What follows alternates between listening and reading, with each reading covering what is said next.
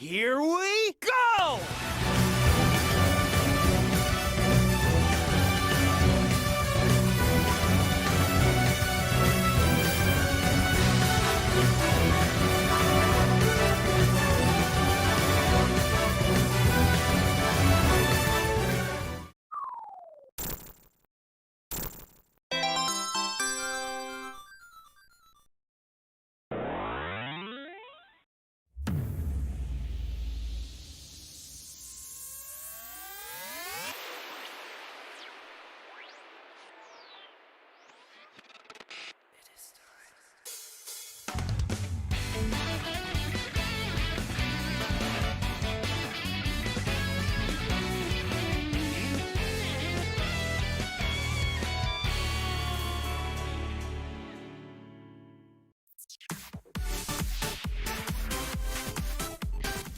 Hey everybody, what's up, what's up, what's up? This is GamerBlake90, and welcome to my next Sonic Let's Play series for another fan game, and this one is called Sonic After the Sequel, which much like its brethren before the sequel, was made by LakeFeperd. This is a fan game I've been excited to cover on this channel for years now, but just never got around to because as I was taking off, I just posted content about whatever occurred to me at the time. I was like, you know what, as soon as I did before the sequel, I would then get to after the sequel. Because, you know, chronological order. I already kind of messed that up with the Adventure game by doing Sonic Adventure 2 first, and then not doing Adventure 1 yet. Which I will get to eventually, but it is what it is. We're gonna roll with the cards as they are dealt. And, yo, you can, I don't know if you can tell, but from the grin on my face, this is a game that I've been so excited to cover. And I'm so happy to finally be doing this. If you don't even know why I enjoy this game as much as I do, you'll know when the playthrough actually kicks off. But yeah, Levels of Light Special Mode are unavailable right now, so we're not going to worry about that just yet. Instead, we're going to start a new game in the story mode, in which you don't have to worry about getting the Chaos Emeralds. You're going to play the game with no worries and get the good ending, which I'm really excited to see because I've actually never seen it before. I played this game a bit, but never actually finished it because I wanted to share my complete experience of it for the first time with you guys. And that's exactly what we're going to be doing in this series, so let's get started. Oh my god. And we're kicking it off with Horizon Heights Act 1, the very first level in the game. You might have already figured this out, but After the Sequel works very much like before the sequel, in which it links together the events of Sonic's 2 and 3. Just like before the sequel linked together the events of 1 and 2. And then of course along comes Sonic Mania, which is another variation of After the Sequel of sorts, in which it connects the events of all of the Sonic classic games, fan games aside. Would it have been sick though if Sonic Mania also tied into the events of these in-between games that were made by the fan community? Because if you hadn't known, that's what Sonic Mania was mostly made by, people that came from the Sonic fan community and who'd already had some experience making Sonic hacks of their own, some of which were also made fan games. So yeah, and yeah, I cannot talk today. I'm still trying to keep myself together right about now. But you might have already figured it out, Sonic does come with a drop dash, which was actually patched into After the Sequel in an update that came out shortly after Sonic Mania dropped. Although, it's kind of an odd addition to make, because the game wasn't really built with a drop dash in mind, unlike Sonic Mania. Still, it's become my favorite double jump ability to use with Sonic ever since it was introduced, so I have no complaints about it whatsoever. And of course, along with that, you have your drop dash, because in a Sonic game, why wouldn't you have a drop dash? Unfortunately, no instant shield or super peel. Oh! I was about to say no super peel out, but I totally forgot. Sonic had this in After the Sequel. Just like in Sonic CD. You hold up, hold the jump button to charge up, and then off you go, but he doesn't really seem to be getting a speed boost out of it. Am I not doing the ability right, or is it just me? Oh well, let's just keep it going. Now, if you played Sonic Heroes, you might think that this song was partly inspired by the Seaside Hill theme from Heroes. And I honestly think you would be right, because the notes are way too similar for that to not be the case. And I'm pretty sure some inspiration from other songs was taken into account for this song as well. But either way, Sonic After the Sequel comes packed with beautiful music, much like most Sonic games in fact, so I don't really think that's a piece of information to be startled by.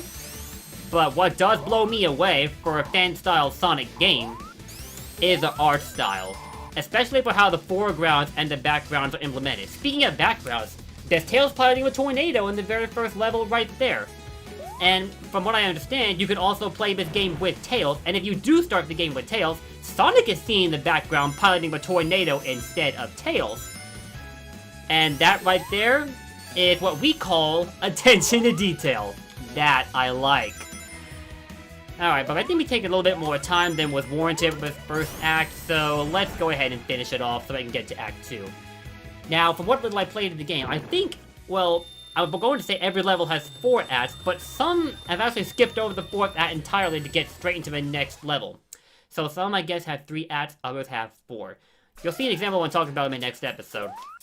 This one, though, despite being an opening, it's going to be kind of short, as is the case for most Sonic games, because the first levels tend to be like tutorial levels of sort, get you adjusted to the Sonic game that you're trying to learn to play, and then it lets you do the rest yourself.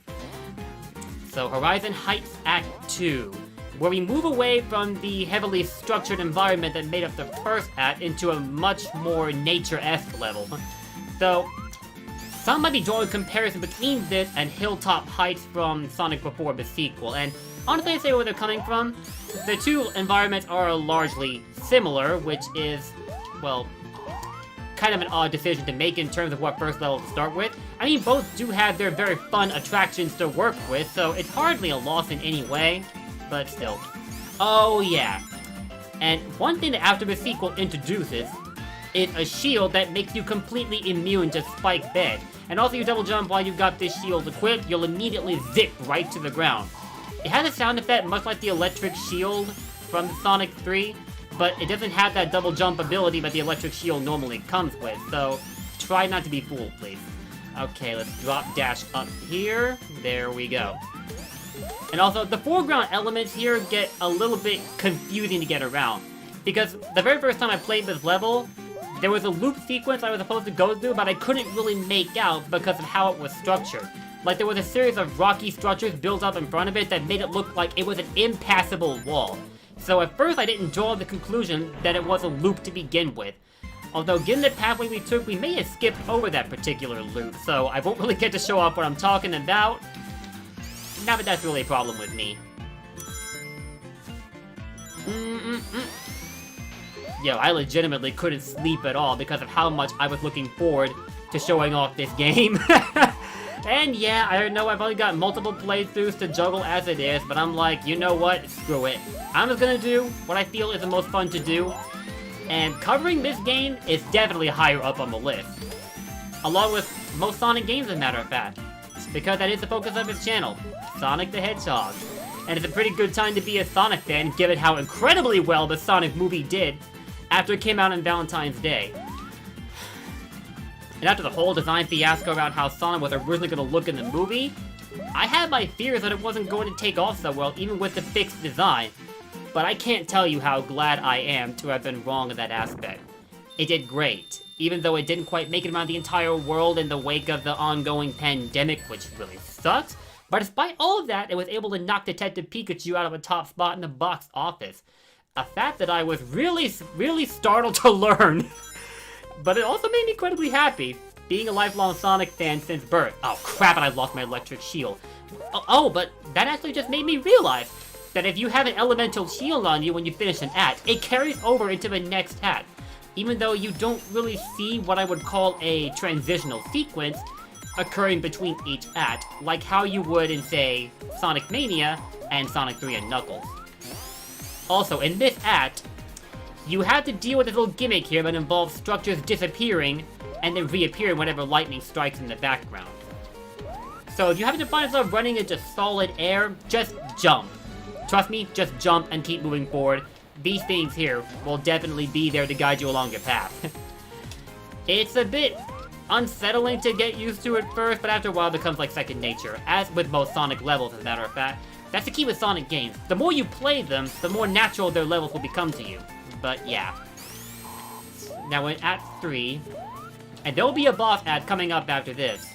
Kind of like a similar format that was used for the levels in Sonic for episodes 1 and 2. Yeah, I think they use it for episode 2 as well, now that I think about it. Is there a hidden wall here? Yes, but there doesn't seem to be anything inside there. Oh well. Let's keep it moving. Oh, and one thing I do like about how the drop dash was programmed in this game is that it's so easy for you to be able to start it up, even if when you take to the air, if you haven't initially gone into a balled up form, you can still activate the drop dash for as long as you keep the jump button held down after you take to the air, like that right there. He wasn't balled up at first when he jumped off that spring, but I was still able to use the drop dash. The layouts aren't really built with the drop dash in mind for the most part, but it's so easy to use in this game that it's just insane. And I like that. The drop dash that you didn't know was the result of an update that came out shortly after Mania. I may have said that earlier. Because when this game first came out like years ago, although I don't remember exactly when it was first made, it initially had a drop dash, because that move had not yet been conceived at the time. And then along came a Director's Cut edition for after the sequel, which also revamped the soundtrack in addition to updating Sonic's moveset. So a little bit of trivia there for you guys. Okay, we passed that checkpoint, of which there are a lot, by the way. The game's pretty generous about that, along with allowing you to get the good ending without the need to get the Chaos Emeralds. And speaking of the Chaos Emeralds, I may do yet another playthrough for this game showing me, showing the Chaos Emeralds off. The special stages, rather. Shoot! No, because unlike the Spike Shield, we'll call it, the Bubble Shield doesn't have immunity to spikes, and that really sucks. But it does retain its ability to keep you from drowning underwater, if you were wondering. And in fact, there should be another one down here. Yes, there is. The art for the shield for the monitors was changed up a little bit for this fan game, but still looks pretty great. As are the bubbles there, for that matter. They look a lot more, what's the word I'm looking for? I would say animated. We're gonna drop dash again, pick up that extra life, and smack that badnik.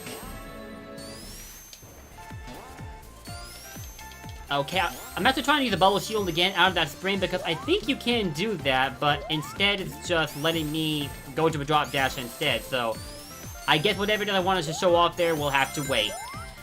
So let's... Oh yeah, that's right. The bubble shield comes with a double jump, but it's not quite like a bounce jump like you're normally seeing in Sonic 3 and Sonic Mania with the bubble shield. Instead, it's like this ever so minor double jump that you see in games like Sonic Forces and Sonic Lost World. It's that kind of bubble shield now. So it's a slight bummer there in my opinion, because I preferred how the bubble shield originally worked, but it still has its uses, so that's all that matters. Anyway, Act 3 is all cleared, and now we're gonna go straight to the boss act, which introduces a nice little plot twist. You all know who Metal Sonic is, right? What about Metal Tails? The concept, I think, was first made in Sonic R, in which they had metallic versions of Tails and Knuckles along with Metal Sonic, and I thought that was one of the sickest things on Earth. Alright, now we have our first boss fight of the game. We gotta deal with Eggman and his new metallicized comrade there. No, that's not the actual Tails, that's a metallic counterpart just like Metal Sonic. So before any of you freak out into thinking, oh god, was Tails captured again like in the Game Gear version of Sonic 2? No, he wasn't. In fact, there he is right there in the background, freaking out while the tornado goes haywire. Yo, the backgrounds are incredibly interactive while you're fighting with the bosses. This is just the first of many examples you'll see in this awesome fan game. And also a pretty simplistic boss fight, especially if you have an elemental shield on you, but... Then again, the first boss of most games tend to not be so strong because it is all kind of like a tutorial. Alright, we cleared the boss act, and that will take us to our first cutscene. Tails crash landing a tornado after that little freak out he had back there. See you now, Tails? Wouldn't want to be ya. Oh, and that's right, I think that's the next level in the background there. I think it's called Sugar Splash. What's going on here? Alright, Eggman got in one last laugh. Sonic can't get out! That's not good. Anybody else getting kind of a Sonic Unleashed vibe when he got trapped in a similar contraction? And now he's lost all the Chaos Emeralds. Yo, Tails coming in to save! Let's go! Uh-oh. Awkward, Eggman. Now where do you think you're going? I ain't finished with you. What a pussycat, dude. Alright. We've cleared Horizon Heights, and that's gonna take us straight into Sugar Splash Zone. But in keeping with the tradition of showcasing one level per video, I unfortunately have to end this video off here. But if you stick around, you'll be seeing an entire playthrough series for this game to come. So if you don't want to miss out on any of it, make sure you hit that subscribe button and ring that bell. And also let me know what you thought of this video in your comments. I'm always really happy to hear from you guys what you think of my videos, and the more the merrier, I always say. And of course, don't forget to leave a like. That's extremely helpful for getting my content out there. And also, don't forget to join my Discord server that I am running regularly for those in support of my content. And if you want, it could also be an avenue for you to support your own content as well. As content creators and as YouTube viewers, we're all in this together. So let's all uplift one another. That's what I'm all about. If you want to check out my Discord server, it'll be linked in the description below. And on that note, that will do it for this video. Thank you all for watching, and I will see you in our next video when we tackle Sugar Splash Zone, which I honestly want to go ahead and start playing right now, because the soundtrack is just that engaging. And also Sonic's giving me a look to kill. Alright, I'll see you all next video. Take care. Later.